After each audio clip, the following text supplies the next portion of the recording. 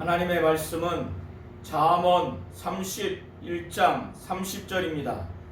고운 것도 거짓되고 아름다운 것도 헛되나 오직 여호와를 경외하는 여자는 칭찬을 받을 것이라. 아멘. 하나님은 경외해야 할 분이십니다. 하나님은 하나님 자신을 경외하는 자를 칭찬하시는 분이십니다. 하나님을 경외한다고 하는 것은 하나님을 사랑하면서도 두려워한다는 것을 말하는 것입니다. 존경하면서 두려워하는 것을 말하는 것입니다. 이처럼 하나님을 경외하는 자는 하나님이 그를 칭찬하실 것이고 그의 가족과 많은 사람들에게 칭찬을 받을 것이라고 31장을 통해서 잠언 저자는 말씀을 증거하고 있습니다. 잠언 31장은 르무엘이라는 왕에게 그의 어머니가 훈계한 내용을 기록한 잠언입니다. 르무엘과 그의 어머니는 이방인이 유대교로 종교를 개종한 유대교로 얻은 개종한 사람들로 보여집니다. 성경 어디에도 르무엘 왕이라는 존재는 기록되어 있지 않습니다. 르무엘 왕은 왕으로서 국가와 백성을 통치할 때 하나님의 대리자로서 공의와 정의를 가지고 국가와 백성을 다스려야 되는데 그의 어머니가 아들인 또 왕인 르무엘이 왕으로서 국가와 백성을 공의와 정의로 통치하고 다스리지 못할 것 같은 안타까운 마음으로 그의 아들에게 훈계를 하게 됩니다. 그래서 2절의 내용을 보시게 되면 어머니는 왕이자 아들인 르무엘을 향해서 인간적인 그 애정을 가지고 내 아들아, 또 내 태에서 태어난 아들아 하면서 내가 무엇을 말할꼬, 내가 무엇을 말하랴, 두 번이나 이렇게 애정어린 마음으로 호소를 하고 있습니다. 그리고 세 번째는 신앙적인 측면에서 왕인 또 아들인 르무엘을 향해서 서원에서 얻은 아들아, 내가 무엇을 말할꼬, 무엇을 말하랴. 아마도 이가 하나님 앞에 서원에서 얻은 아들로 보여집니다. 그래서 그 아들에게 왕으로서 백성을 다스리고 왕으로서 국가를 다스리는 데 있어서 치명적인 것들, 그 여러 것 중에서 두 가지를 강조하면서 이것을 하지 말라고. 그 첫 번째가 내 힘을 여자들에게 쓰지 말라는 거예요. 여기서 힘이라고 하는 것은 남자의 정력도 말할 뿐더러 이 의미는 또 재산과 능력도 말합니다. 그래서 왕으로서 국가에 통치할 능력을, 또 국가로부터 얻게 되는 능력을, 또 국가의 재산을 이렇게 부정한 여인을 관계 맺는데 쓰지 말라는 거예요. 그리고 왕이 멸망당할 수밖에 없는 멸망할 일들을 행하지 말라는 겁니다. 그 중에 4절 이하로 술에 대해서 말을 하고 있습니다. 어머니는 왕을 부르면서 르무엘아, 왕이 포도주를 마신 것이 마땅치 않다. 또다시 왕에게 마땅치 않다. 독주를 찾는 것이 주권자, 여기서 주권자는 고위관리를 말합니다. 고위관리에게 마땅치 않다는 거예요. 술을 가까이 대서 그것을 먹으며 흥청망청하게 되면 술을 마시다가 법을 잃어버린다는 것입니다. 법을 잃어버린다고 하는 것은 법의 내용을 잃어버리는 것뿐만 아니라 법이 담고 있는 정의와 공의, 그 법을 가지고 많은 송사를 판단을 해야 되는데 법을 잃어버리기 때문에 왕은 정의와 공의를 가지고 백성과 국가를 운영해야 되는데 특별히 약자들을 향해서 정의롭게 공의롭게 판결을 해야 되는데 법을 잃어버리고 모든 간곤한 백성, 곧 곤고한 백성, 힘이 없고 자기를 항변할 능력이 없는 백성에게 공의를 굽게 할까, 송사를 굽게 할까, 왜곡할까봐 그의 어머니는 두렵다고 말을 하는 겁니다. 그런 독주는 죽게 된 자에게 주라고 하는 겁니다. 포도주는 마음에 근심하는 자, 이런 자에게 주라고 하는 겁니다. 죽게 된 자, 마음에 근심하는 자는 죽을 만큼 고통스러움이 있고 마음에 근심을 하는 그 고통이 있기 때문에 그들은 그것을 먹고 자기가 가난하다면 그 빈궁한 것을 그 순간만은 잊어버리게 되고 그 고통을 다시 기억지 않기 때문에 그들에게 주어야지 왕에게, 주권자에게 포도주는, 독주는 마땅치 않다고 말을 하는 겁니다. 너는 벙어리와 고도관자의 송사를 위해서 입을 열라고 하는 거예요. 벙어리라고 하는 것은 말을 못하는 그런 사람을 말할 뿐더러 소송에 걸리든 억울한 일을 당하든 자기를 항변하고 변호할 수 있는 능력이 없는 자, 그렇게 말을 할 줄 모르는 자, 이런 자와 고독한 자, 힘이 없고 홀로 힘없이 이렇게 살아가는 자의 송사를 위해서 입을 열라고 하는 겁니다. 이 당시에 왕은 참으로 백성과 국가의 중요한 일을 살피고 판단하는 그런 최고 결정권자에 있는 것입니다. 그래서 어머니는 그의 아들에게 너는 입을 열어서 공의로 재판하여 간곤한 자, 곧 곤고한 자와 궁핍한 자를 신원하라는 거예요. 그의 어머니는 르무엘인 이 왕이 국가와 백성을 통치하고 다스리는 데 있어서 공의와 정의로운 그런 통치와 다스림을 하지 못할까봐, 그래서 멸망당할까봐 인간적인 관계에서 애정을 가지고 또 신앙적인 측면에서 하나님께 선하여 얻은 아들이기 때문에 내 힘을 여인에게 쓰지 말고 독주와 포도주를 가까이 하지 않도록 그렇게 권면을 1절부터 9절까지 하고 있습니다.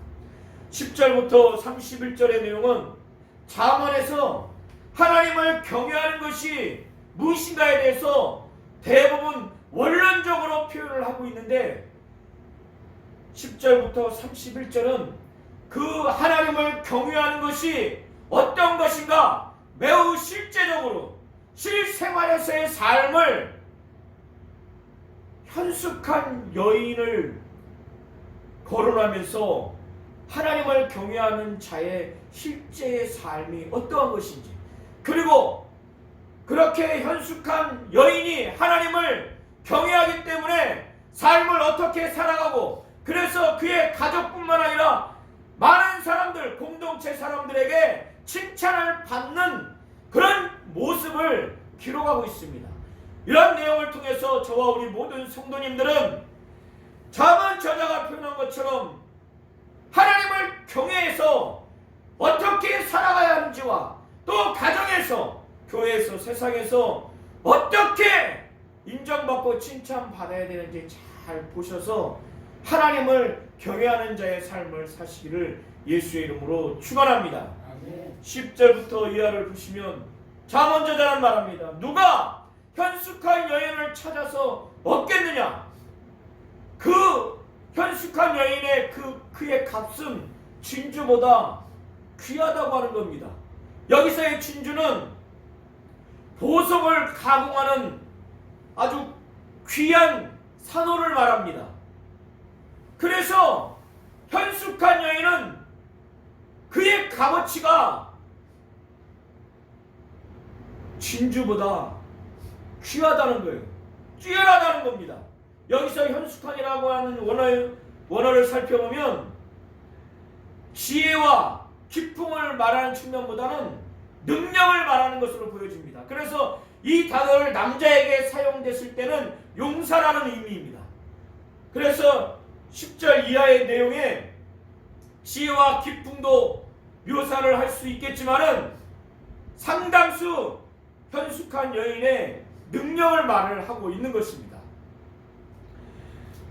이렇게 현숙한 여인을 만일 얻게 된다면 그런 자의 남편의 마음은 그의 부인이 너무나 현숙하기 때문에 절대적으로 그를 신뢰하고 믿게 됩니다. 그러니 그 남편이 어떠한 재산을 얻어서 그 현숙한 아내에게 맡긴다 할지라도 그가 관리를 잘하기 때문에 핍절하지 않는다는 겁니다. 부족하지 않고 결핍하지 않는다는 겁니다. 그는 얼마나 부지런하고 얼마나 융통성이 있고 얼마나 지혜롭고 인자한지 그는 양털과 삼을 구해서 그걸 가지고 부지런히 일을 합니다. 이것은 옷을 만드는 재료인데 이것을 가지고 옷감을 만들고 옷을 만든다는 그런 의미예요. 그래서 부지런히 일을 한다는 거예요. 원어의 의미는 부지런히가 기쁘게 일한다는 겁니다. 그는 옷을 만드는 데 있어서 삼과 양털을 구해서 부지런히 기쁘게 만든다는 거예요. 그래서 그는 가족을 위해서 또 하인들을 위해서 그가 먼 곳도 마다하지 않고 마치 상인의 배와 같이 그는 먼 곳에서도 양식을 가지고 와서 그는 밤이 새기 전에 새벽 일찍 일어나서 자기 집 사람들을 위해서 식물을 양식을 나눠주고 또 새벽부터 일을 할 수 있도록 여종들에게 일을 정해서 일을 맡긴다는 겁니다. 그는 자신이 부유하게 사는 귀족에 속한 여인이랄지라도 그 역시도 솔선수범하는 마음으로 아주 강하게 힘있게 허리를 졸라매고 또 그의 팔을 힘있게 강하게 해서 함께 일한다는 거예요. 본을 보이면서 그는 일을 한다는 것입니다. 그는 밭을 살 때도 간품하여 곧 깊이 생각해서 밭을 자세히 살펴보고 사지 충동적으로 구매하지 않습니다. 그는 자기가 번 것으로 포도원을 심습니다. 포도원을 일궈요. 그는 이렇게 능력이 있습니다. 자기의 무역하는 것이 이로운 줄을 깨닫고 개역 개정에는 자기가 지금 장사하는 것이 잘 되는 줄 알고 자기에게 찾아오는 손님들이 비록 밤늦게 온다 할지라도 그걸 팔 수 있도록 밤에도 등불을 끄지 않는 이렇게 성실하고 능력이 있고 돈이 되고 활력 있는 그런 여인이라고 하는 것입니다. 그는 손으로 손뭉치를 들고 또 다른 손가락으로는 가락으로 해서 실을 뽑는 물레질을 하는 그런 일을 해서 그는 옷감을 만든다는 거예요. 그 옷감을 만들어서 그는 옷뿐만 아니라 여러 가지로 가난한 자들까지 도와준다는 겁니다. 그래서 그 표현으로 그는 간곤한 자에게 곧 곤고한 자에게 손을 펴며 궁핍한 자를 위해서 손을 내민다는 거예요. 손을 펴며 손을 내민다고 하는 것은 그렇게 도와준다고 하는 의미입니다. 여기서 간곤한 자, 곧 곤고한 자와 궁핍한 자는 경제적으로 아주 약한 자, 가난한 자를 말하는 겁니다. 이렇게 현숙한 여인은 부지런히 능력 있게 할 뿐만 아니라 이웃도 특별히 어려운 이웃을 그렇게 돕는 자라는 거예요. 그리고 그는 자기 집에 식구들도 부지런히 옷을 만들어서 좀 좋은 옷, 곧 홍색 옷이라고 하는 것은 이 당시에 그 옷의 값어치는 그 옷의 길이와 색깔로 판별을 합니다. 홍색 옷이라는 것은 아주 귀족이 입는 고급진 옷이에요. 홍색 옷이라는 것은. 그렇기 때문에 이렇게 옷을 입혔기 때문에 눈이 온다 할지라도, 추운 날씨라 할지라도 자기 집 사람들을 춥게 입혀서 두려워하거나 고민하거나 염려하거나 이렇게 하지 않을 만큼 자기 집 사람들의 음식, 그 먹는 것, 입는 것을 이렇게 챙기는 그런 모습을 잠언저자는 표현을 하고 있습니다. 그는 뿐만 아니라 자신을 위해서도 아름다운 방석, 개역개정에는 아름다운 이불로 나와 있습니다. 이불도 만들고 또 세마포와 자색옷도 입는다는 겁니다. 자색옷도 여전히 귀족이 입는 고급스러운 옷입니다. 그는 뿐만 아니라 남편이 그 연숙한 여인을 향해서 절대적으로 믿고 신뢰할 만큼 이 여인은 남편을 위해서도 외조를 잘해요. 내조를 잘합니다. 그래서 그의 남편이 장로들과 더불어 성문에 앉은다는 겁니다. 장로와 함께 성문에 앉은다는 거예요. 그래서 사람들이 알아준다는 거예요. 사람들에게 인정받는다고 하는 것인데, 이 당시의 성문은 경제적으로 여러 사회적으로 중심지 역할을 하는 것입니다. 마치 시장과 같은 역할을 하는 것입니다. 장로들과 함께 성문에 앉는다고 하는 것은 이 당시에 소송을 하게 되면 심리에서 판결할 수 있는 그 위치에 있다는 거예요. 유지의 위치에 있다는 것이죠. 높은 지위에 있다는 것입니다. 이렇게 장로들과 함께 성문 앞에 앉아서 그 지역의 유지가 되는, 그리고 사람들이 알아주는, 사람들에게 인정받는 남편이 되게 하는 몫이 이 현숙한 아내의 몫이라는 것입니다. 그는 그렇게 부유하게 살고 귀족이지만은 배를 짜서 옷을 만들어서 그것을 팔고, 또 허리를 마지막에 이음매로 마무리하는 띠를 만들어서 상인들에게 도매로 넘기는 일도 하게 되는 것입니다. 이렇게 24절까지 현숙한 여인은 자기 집안뿐만 아니라 이웃도 돌아보고 자기 집의 양식과 또 옷마저도 직접 그것을 얻고 그것을 만들어서 입히고 자기의 남편을 또 사회적으로도 유지가 되고 인정받게 하는 이러한 여인이, 그는 그의 삶에 있어서 능력과 존귀로 옷을 입고 사는 것처럼 이 여인은 존귀한 여인이라고 하는 겁니다.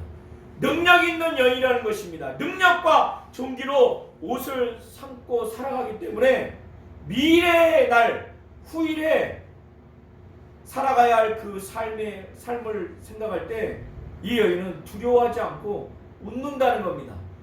이렇게 살아가기 때문에 미래에 대해서도 철저하게 계획하고 준비하기 때문에 후일을 웃는다는 것입니다.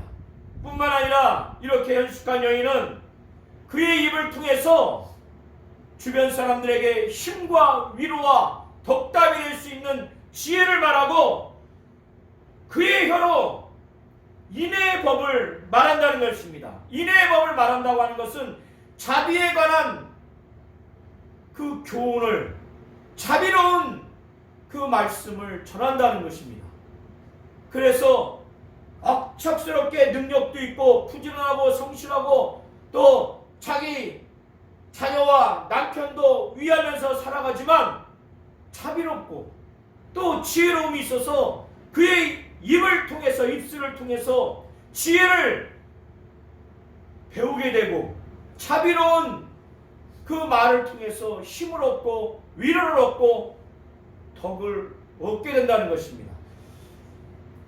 잠언저자는 이 현숙한 여인이 집안일을 보살피고 잘 보살피는 사람이라는 거예요. 그리고 불로소득을 하지 않는다는 거예요. 게으르게 일도 하지 않으면서 결과로서 재물을 많이 얻고 양식을 얻는 그런 불로소득, 게을리 얻은 양식을 먹지 않는다는 거예요. 이렇게 살아가기 때문에 이 현숙한 여인은 가정에서 자식에게도 남편에게도 인정을 받습니다. 이게 대단히 어려운 것입니다. 가까이 있기 때문에 이렇게 남편에게 칭찬을 얻고 자식에게 사례, 곧 감사함을 여김받는다는 것은 대단히 어려운데, 이 현숙한 여인은 그 자식들은 일어나서 그의 어머니에게 감사하는 거예요. 경의를 표하는 겁니다. 사례한다는 거예요.